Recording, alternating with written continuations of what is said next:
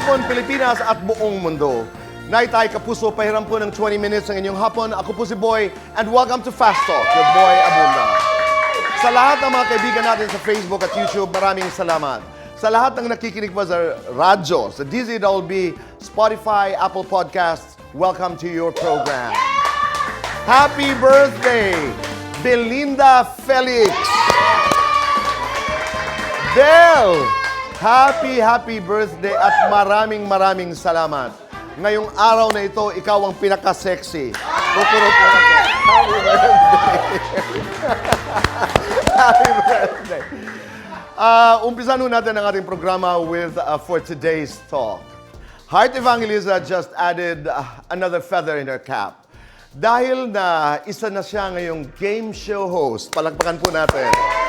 I'm very excited to officially announce na si Heart Evangelista ang host ng newest original Pinoy game show na The People Have Spoken. Sa show na ito, kailangan mapulsuhan ng mga celebrity contestants ang opinyon ng 100 studio audience tungkol sa iba't ibang issues para manalo. First time mag-host ni Heart ng game show. Ayon sa kanya, magugustuhan ito ng mga Pinoy dahil mahilig tayo magpalitan ng opinyon.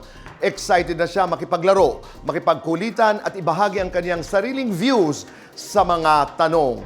Makakasama ni Heart as co-host ang sparkle actor na si Sean Lucas. I am so proud. Ayon kay Sean, hindi siya makapaniwala na siya ang napili to co-host with Heart after going through an audition.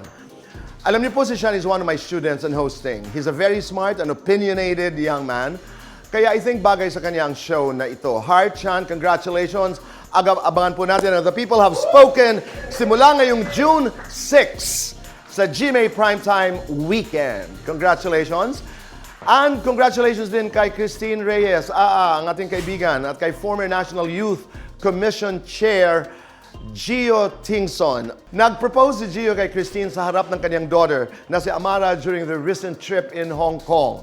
Nagpadala si Christine sa amin ng video ng proposal na kuha mismo ng kanyang anak. Panuorin po natin ito. Why are you holding the ring? Huh? Why are you holding the Asking ring? your mom if I could marry her.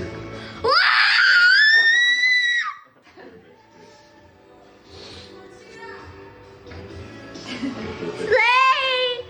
Slay, bestie! Stop it.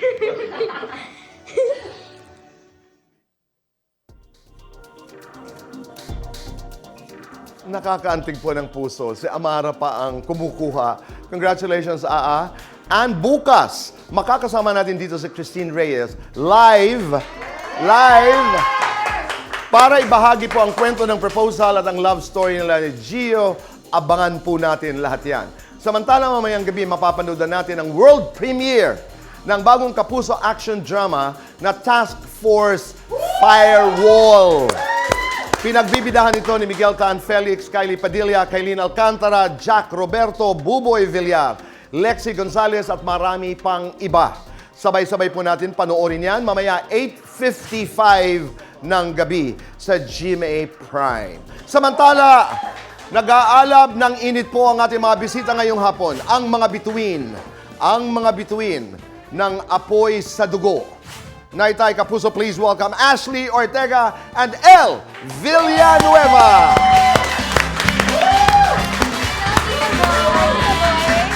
Magandang hapon. Magandang hapon, please. Hi, Kumusta guys. kayong dalawa? Please make yourselves comfortable. Maraming salamat. Buti naman kayo nag-uusap. Ha? Of course. Di ba? Mamaya pag-uusapan natin ang apoy sa dugo. 3 years with Derek, 2 years with Mavi. Paano nyo hinahandle ang apoy sa dugo? Yung apoy. Ikaw muna, girl. Mas matagal Tito kayo. Boy, kasi parang on and off. Actually, mga 4 years na ata kami, Tito Boy. So, hindi ko lang sure. 3-4, mga ganun. Yeah, no? mga 3 or 4. On and off siya. Siyempre, may work kami together. So, iba pa rin yung personal life namin sa onset. So, busy kami pareha. He's doing a theater besides Apoy sa Dugo, and I'm doing another show then besides Apoy. So, minsan may apoy, minsan wala. Pero, ang ang priority namin is mas grounding yung relationship namin, hindi yung performative. Mas gusto naming nag-uusap kami, pinapag-usapan namin. Secondary na lang yung apoy. Oo naman, saka dumadating naman yan.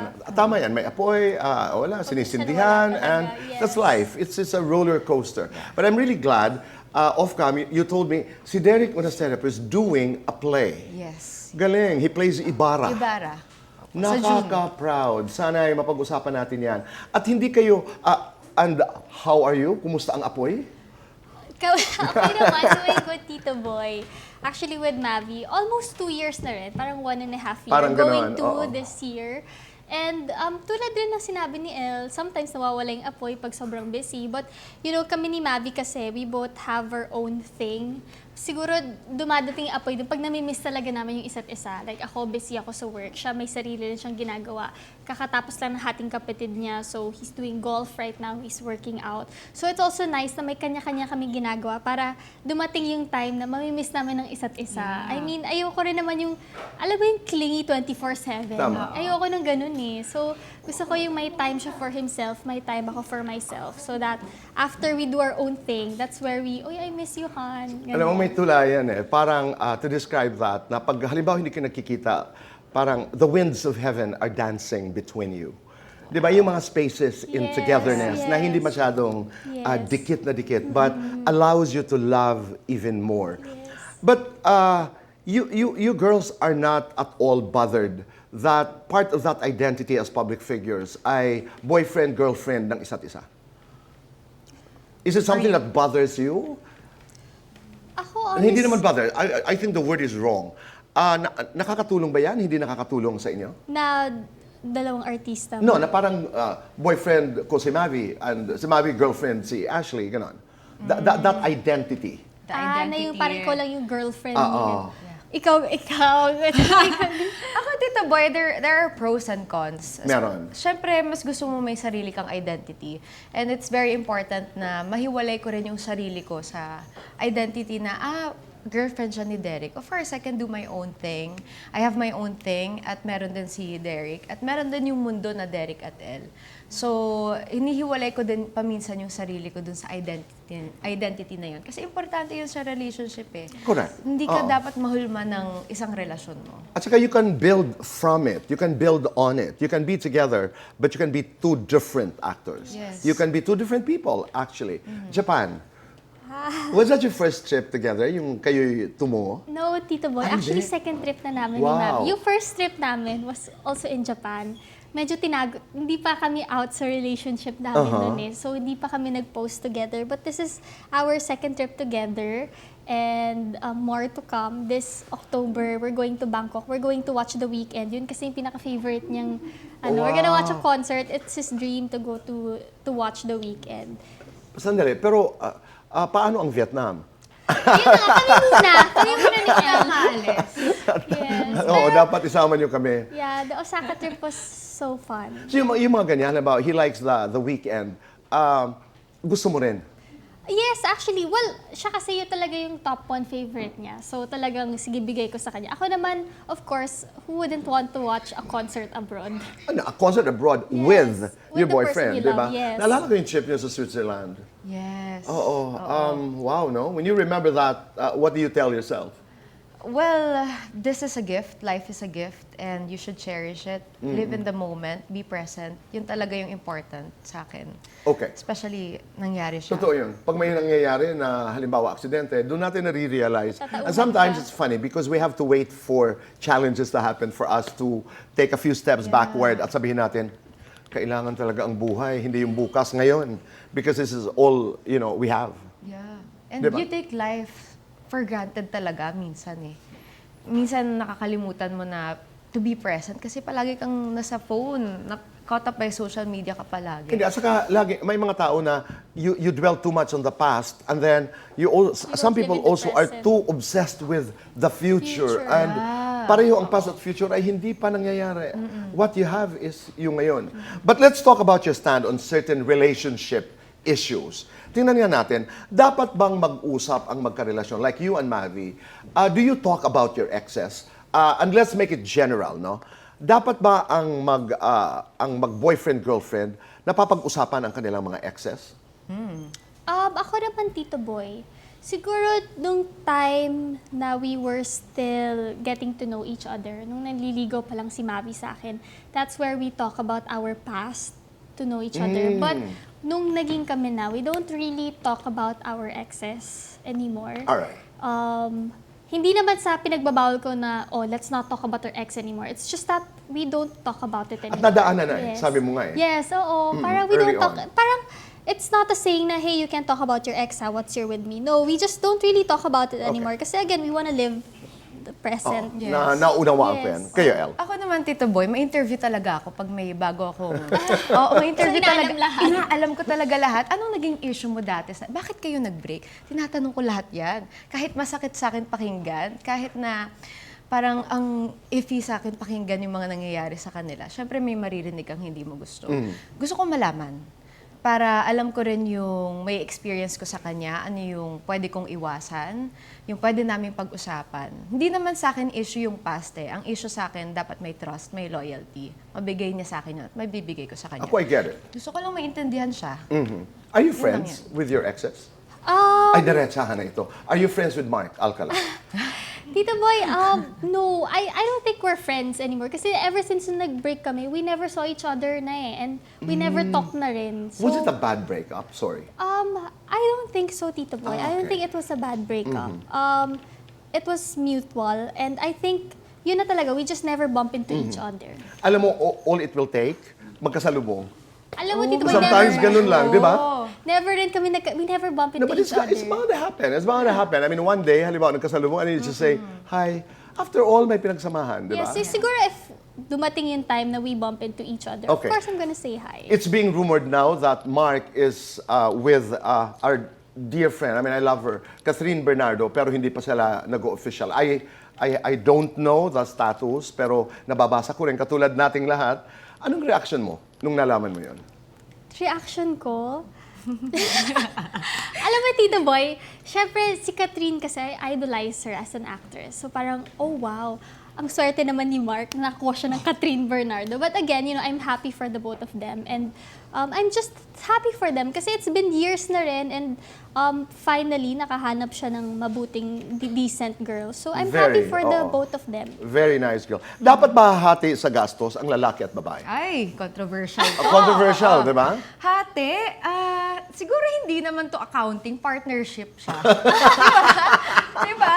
Bakit tayo nagbibilangan? May ledger, no? Oo, may ledger. Para sa akin, Tito Boy, tulungan, di ba? Yes, Kung yes. wala siyang pera ngayon, ako muna, sige. Pero syempre, masarap sa pakiramdam na sinuspoil ka. Yes. Of course. Princess, di ba?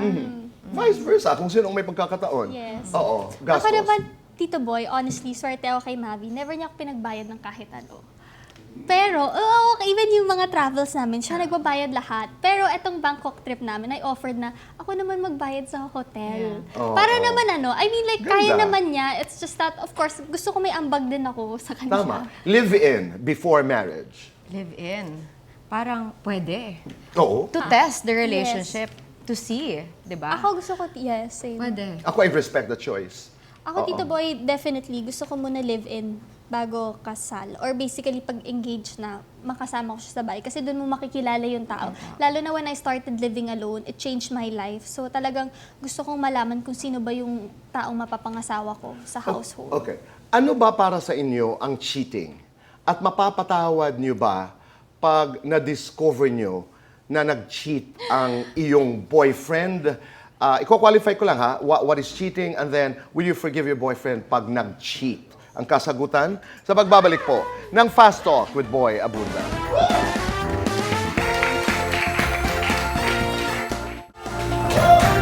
Kami nagbabalik po dito sa Fast Talk with Boy Abunda. Kasama po natin si Elle at Ashley. Let's do Fast Talk. Ay, okay, let's go! Ashley, bands, no bands. No bangs. Filter, no filter. No filter. Baliw-baliwan, galing-galingan. Galing, baliw-baliwan. Mas nakakabaliw, acting, pag-ibig. Pag-ibig. Mas nakakagalit, bashers, mga kurap. Mga korap. Mas nakakakilig, sweet words o sweet gestures. Sweet gestures. El Villanueva o El Monasterio.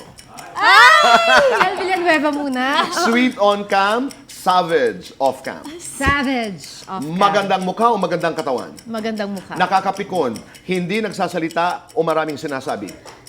Maraming sinasabi. Gagantihan mo, backstabber o user? User? Mas gusto mo, gift ni Derek, yakap ni Derek? Yakap ni Derry. Yes or no? Chinismis ng kapwa-artista? Oo! Yes or no? Inutangan ng kapwa-artista? Hindi pa. For the both of you, yes or no? May nakaalitang actress?